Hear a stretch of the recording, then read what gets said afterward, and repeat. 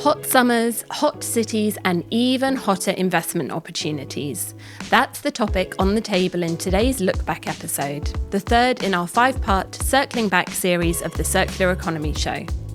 In today's episode, we're exploring how rethinking our cities through a circular lens could be key to future-proofing Europe.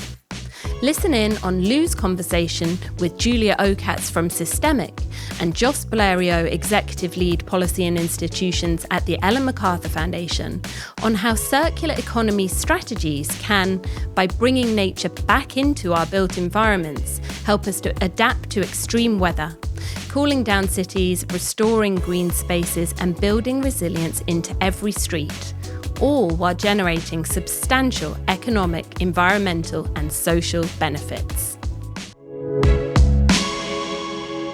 Today, we're discussing the Foundation's latest report, Building Prosperity, Unlocking the Potential for a Nature-Positive Circular Economy for Europe. Now, the report, forthwith for the purposes of this podcast to be known as Building Prosperity, explores and illustrates the benefits of a nature and climate-positive circular economy within our cities and built environments. And joining me today to talk through its findings, I'm thrilled to welcome Julia Okatz, a director from Systemiq, the system change company, which did all the analysis and modelling for the report. A very big welcome, Julia. Thanks for joining us.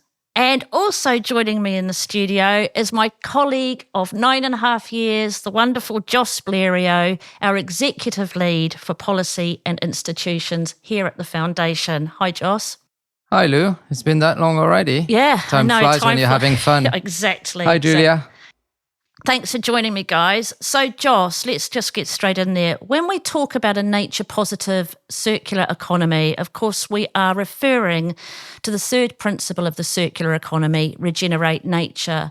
And this is probably because the more obvious examples pertain to, material circulation and, of course, designing out waste. So was it the report's idea to challenge this? Yeah, I'm not sure it was exactly about challenging it. It was really adding to the narrative and making sure that first we restated the economic opportunity of circular frameworks and then added a layer of focus when it comes to nature-positive implications as well. Because as you rightly say, the most obvious strategies have focused first and foremost on materials management, and the Foundation has illustrated the material savings and the economic opportunities of those strategies. What has been a bit less obvious were the benefits of relying on fewer virgin materials, thereby leaving space for nature to thrive and making sure that we didn't overexploit and allowed natural systems to regenerate. And that was the idea with this report, was to say, let's look at this from a principle point of view and adapt it in concrete strategies, investable strategies in the built environment. Thank you. So, Julia, if I can turn to you. For most of us, when you hear the words nature positive, you immediately picture wildlands flourishing or regenerative agriculture. But this report, focuses on building biodiversity back into our cities and built environments. So what nature-enhancing strategies were identified as key? Thank you, Lou. So I think you're absolutely right that when we talk about nature, people tend to think about forests and wildlands and wildflowers. And obviously those are tremendously important. But there's another dimension that is more intrinsically linked with the built environment and cities. And that is important for other reasons. So they're also important for biodiversity reasons, but also for the direct, we call it nature-based solutions or ecosystem services that nature delivers to people. So it's really about the benefits between nature and people and society that we're looking at here. And obviously the built environment is a factor in harming nature, both indirectly through the materials they procure, but also more directly just the land that they use. This is less than other sectors, but it's still significant. very importantly, though, nature is a very important solution, right? And especially in hot summers and hot cities, nature within cities, and I'm talking about trees in cities, but also nature-based materials, can play an enormous role in making cities livable and more sociable and in total more future-proof. So we found that this link is really important to explore. And as you just said, there are some strategies that help us improve this relationship very significantly. You already spoke about 6 strategies, I believe. Well, anyways, the report talks about 6 strategies. That's not because we can only do 6 things. We can do, I think we found 60 things by asking amazing experts, reading all the reports I think there are on the topic, and many things we can do. But the point is that often when you have a long list of 60 things, you're a bit overwhelmed. As an investor, as a policymaker, you say, okay, starting 60 things at the same time really doesn't work for us. So we were thinking, okay, if we had to prioritize, what are 6 things we can start that make a significant change to the European, in this case, right, European built environment? So what we looked at in the end in more detail is 3 strategies, and of course they have flashy names because the Ellen MacArthur Foundation is very good at communications, and I think they ended up being named Revitalize, Maximize and Optimize. But what we mean by that is we revitalize assets that we already have to reduce the demand for new assets that then have the big risk of standing empty in the future. And that is very much about pre-used land, so land that we have already sealed or contaminated in a way and can reuse. And that is about reusing buildings that for one reason or another are underutilized. And I think many people have heard that, especially post-COVID, but also for many other market trends, especially office buildings in certain neighborhoods do not have the utilization anymore that they should have financially and from a sustainability point of view. And we can remodel, refurbish, reuse quite a few of them. Then we also have a lot of space in cities we can reuse for nature. So not only to be built on, as in the land, but for nature. We have many parking spots, for example, that are underused, or also spots that are called green spaces, but really aren't, that appears green on Google Maps, but really aren't green. We all know those, and many other bits and pieces. Often they're a bit smaller, and really reusing them strategically for nature places is quite impactful. And then there's the optimize bit, which maybe people think about more traditionally when they hear circular economy. So it's really about the building itself, the structure itself, and how we can optimize that. That is very much about efficiency in the layout and structures. So I'm not a structural engineer, but we've talked to many of them, and my big thanks to them. For example, Arup has been amazing in this journey. They obviously know very well what they're talking about when they say by putting an extra beam in the middle of your room, for example, you can save something like 20 to 30% of really hard to abate materials such as cement and steel. So that's really significant. Some people will say a beam in the middle of your room is really annoying. Some will say it's perfectly fine, actually, because it also makes the whole thing cheaper. So there's a lot of win-win in there. And of course, it's about reusing modules and materials in constructing and refurbishing buildings too. Well, thank you. And I'm so glad that you guys managed to narrow those down to just the 6 from 60. Joss, Europe has now led on circular economy policy for the past 10 years. We're entering a new cycle. There's a new commission team about to take office. Is this why the report focused on the EU? Yes, it is. But also from a pure economic and business perspective, it's important to see that European built environment is about 25 million jobs.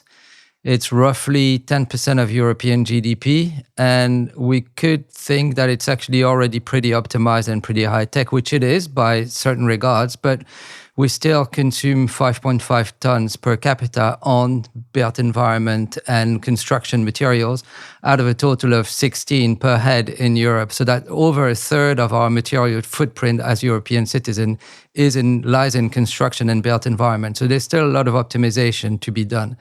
Now, to address the EU and the policy perspective, yes, Europe has led for the past 12 years on circular economy policy.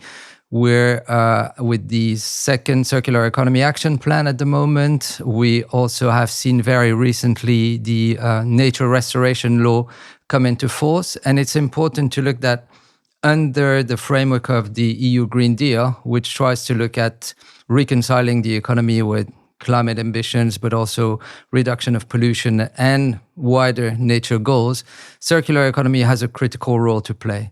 So we take a sector which is very impactful in terms of material consumption that can be optimized. We take the favorable policy context of Europe and we try to show the gains that can be made by applying those strategies. And of course, Europe already has quite an arsenal when it comes to looking at buildings. So there's the strategy for the sustainable built environment, of which the renovation wave is part, of which the levels framework is part. So there are already a lot of pockets of policies that can be exploited. We wanted to take a concrete angle and to say, by looking at these strategies, these are the gains and the quantifications that we can make. So at the moment, the next commission isn't completely fully defined yet, but there is a clear mandate to continue with the circular economy. There's possibly a Circular Economy Act coming in force as well, so we'll have to wait and see. But what we wanted to do with that report is to bring policymakers data and insights that give them the confidence to push forward on their circular economy ambitions by proving that this is a sound, future-proof economic strategy going forward. Yeah, when I read the report, it just filled me with such optimism and positivity when it was pointed out that this can be done. But Julia, to date, what have been the key barriers in scaling nature-positive solutions in our cities? People like me are sitting there saying, surely this is obvious, we have to do it as a matter of urgency. Of course, you are asking the difficult questions, but also the important questions. Yes, so we found there are billions, something like 500 billions of benefits for the value chain. So those people who can deliver these solutions, which often are local jobs, high quality jobs, there are also billions, hundreds of billions of benefits for all sorts of urban stakeholders, be it asset owners or citizens.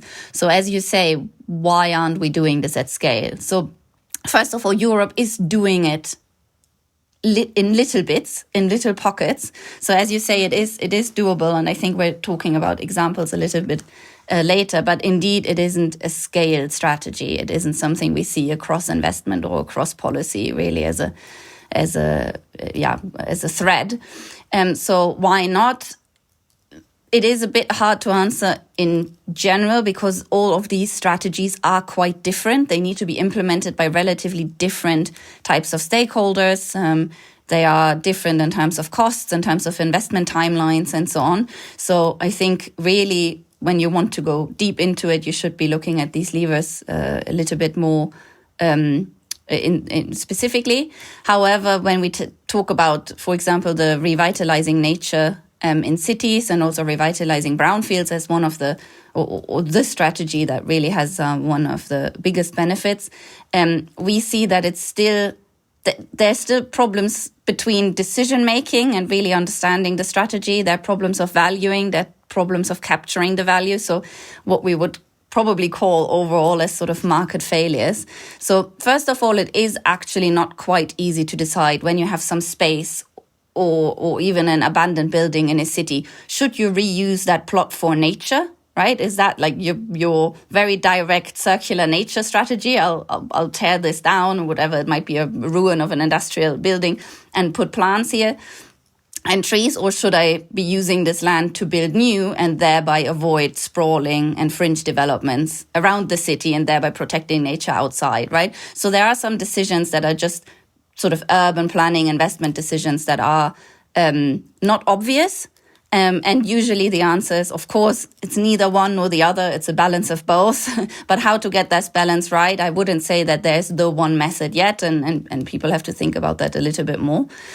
The other thing, though, is even if we say we want to go for a good balance, it's quite hard to value to value the nature. So basically what we've done in the report, we've looked at different types of benefits and said we can put $1, or in this case a euro number, to it and say, in a translation to a euro number over a certain number of years, this will save people money, this will benefit them because health costs go down, or they have a better quality of life, therefore that is more or less worth this many euros. But ultimately, it's very hard to put a price on quality of life, right? And health and all of these things. And then it's even harder to put a number on it that then is investable, right? That then is tangible for those that have to pay for these solutions.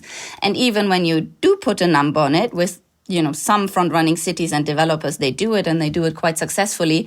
It's still not obvious how to invest in these solutions and who should pay for them. So, for example, it could be that the wider public benefits from a park. Should we charge the wider public? Should this be paid through taxes?